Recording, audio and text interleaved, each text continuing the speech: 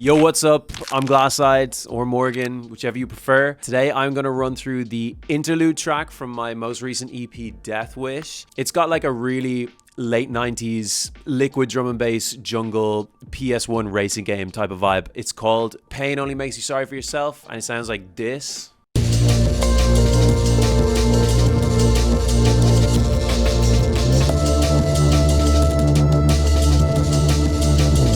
So you get it. It's got that kind of ambient jungle vibe. So I'm going to jump straight into it. The track opens with this kind of like big ambient pad sound that forms the basis of the entire track. What this sounds like on its own is this.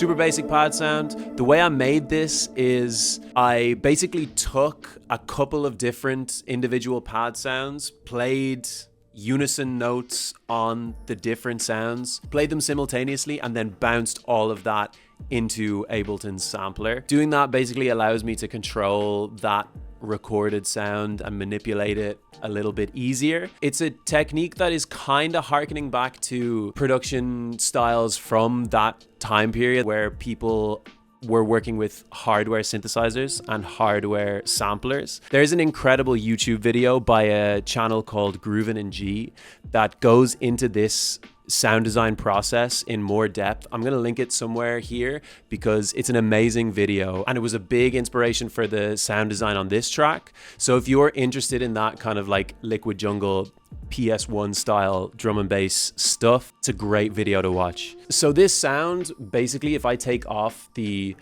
reverb and stuff that it's running through, it sounds like this.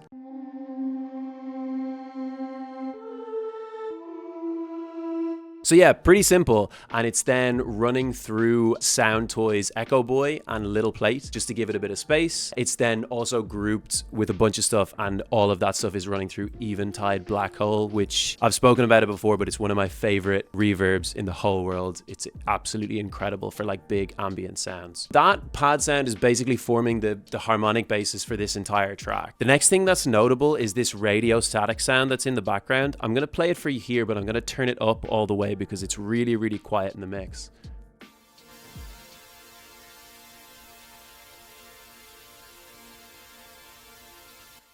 Super subtle sound. It's really, really way in the background. But basically what this is a super basic radio static hiss sample that I had lying somewhere in my hard drive. And then I used Ableton's resonator effect here to tune some of the harmonics in that sample to the key of the song. So that's the harmonics in that sample are forming the root chord. I believe it's a major 9 chord. Yes, it is. So this resonator effect is basically accenting the harmonics within that sample that form an A sharp major 9 chord. So there's a little bit of music theory for you there. But yeah, Ableton's resonator is absolutely brilliant for a lot of that sound design stuff. It's especially good for like wackier sounds. You can get really creative and wild with it. So those two tracks basically form like an ambient bed for this track. The bass sound is pretty simple. Again, very, very standard for this type of music. It's effectively like an old school Saw Reese bass. It sounds like this.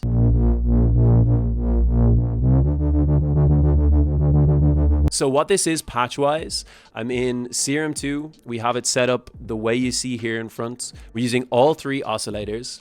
These two are tuned to the same octave. They're on -1, but this one you'll see is fine-tuned a little bit, so it's offset tuning-wise. This offset in pitch is what gives Reese basses their kind of characteristic chorusy effect. So those two oscillators are forming the main bass sound. On top of it then we've got oscillator 3 is an octave above, and it's also a little bit detuned. Underneath all of that we've got the sub just playing a straight sine wave, -2 octaves. Then all of that is running through the main filter here. And I think this filtering setup is probably the most important thing to look at in this patch. What's going on in this sound, you'll hear there's a wobble effect on the entire bass, and that wobble decreases and increases in speed based on the pitch of the note that's being played. So I'm going to show you the way that I set that up here. What's creating the wobble is this filter here. It's a low pass filter that is opening and closing, which looks like this. So you can see it here moving. It's being controlled by LFO1 down here. This is mapped to the cutoff of the filter. And then LFO1 in turn is also being affected by this note function here. So this note function is what results in that parameter change based on what note is being fed into the VST. So if I change the slope of this function here, you'll be able to hear the wobble change in speed.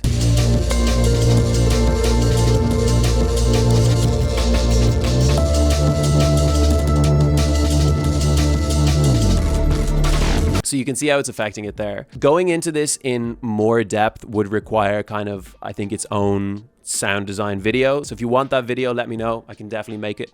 For now, I'm going to move on and progress through the song. So the next thing to talk about, and maybe the part that you've been waiting for the whole time, is the drums. Obviously, the most important part of any drum and bass track or jungle track. I'm going to play them soloed here.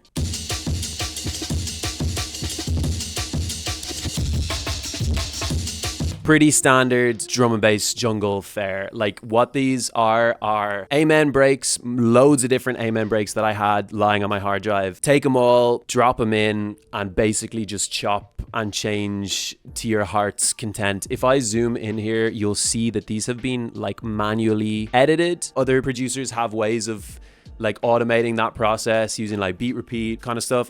To be honest, I like doing it manually. I usually have particular drum fills and stuff in my head that I will want to like recreate exactly as I hear them in my head. But yeah, it definitely is time consuming. It takes a little while to like go through the whole thing. So to create these fills, what I'm basically doing is letting the sample play through, and then when I get to the end of a bar, a phrase, I'll pick a snare hit or a kick hit to repeat, mess with the pitch, mess with the reverse function. A lot of times I'll also chop and change the actual breaks, insert a completely different break for the end of a phrase just to get like a kind of turnaround effect going. There's a million and one things you can do. The options are basically limitless with this kind of stuff. So yeah, you can really like get super creative. So that's that. Like the drums they're kind of the most prominent and fun part of the track, but they're also one of the most simple production-wise. Processing-wise down here, you'll see there's a big EQ boost down at the bottom end of the frequency spectrum here. That is just effectively to help enunciate the kick drum in all of the samples because it can get a little bit lost sometimes. Then that is running through drum bus, which is just giving some compression and stuff. Sound Toys Decapitator is just helping add a little bit of bite and distortion to them. Black Hole,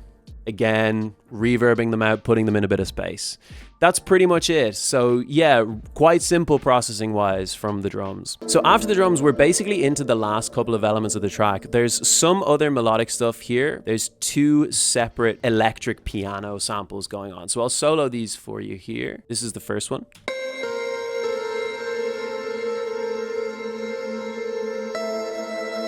So this has more of an acoustic piano sound to it. It's actually a Serum patch though. And most importantly with this sound, within Serum, the distortion downsample effect is being used to give it that kind of bit crushed effect. So if I play it without this effect, it sounds like this.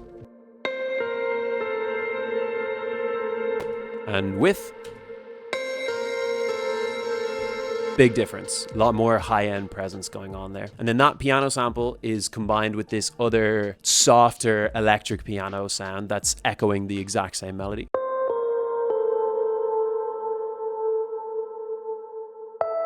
Very, very, very simple. Both of those are grouped together with that main ambient pad. They're all running through that black hole reverb. So they're all getting this super, super spacey, reverbed out sound. Kind of helps glue them all together and really accentuates that like spacey ambient vibe of the whole song. After those piano samples then, the last thing to talk about is these vocal samples, which sound like this.